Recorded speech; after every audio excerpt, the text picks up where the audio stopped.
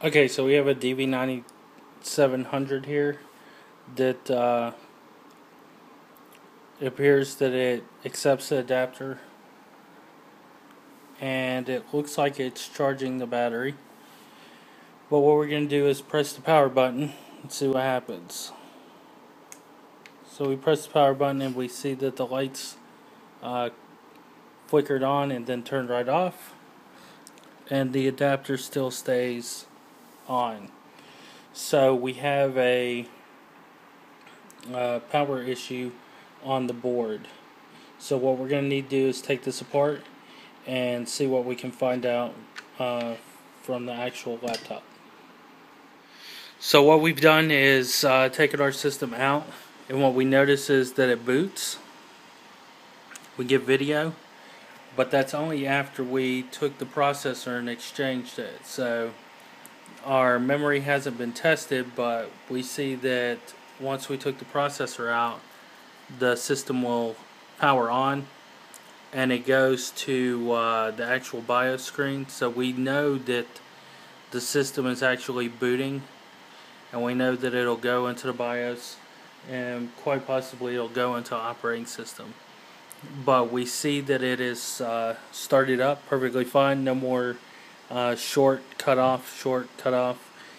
So what we're going to do is take this processor and put it into the system and see what happens if it replicates. And that's what we'll do here in a second. So to further test our system, we have put the old processor in and taken the new one out. And so we're going to take the heatsink here. See if I can't aim this with one hand. And get this heatsink on there so that we can bolt it down and go from there and see what we get.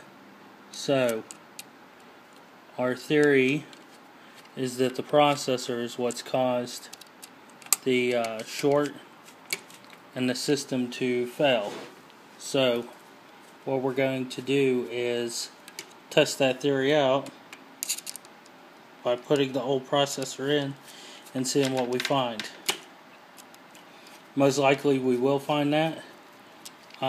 There may be a remote possibility that we do not find that, which has happened in the past. So what we're going to do is take our power and plug it in.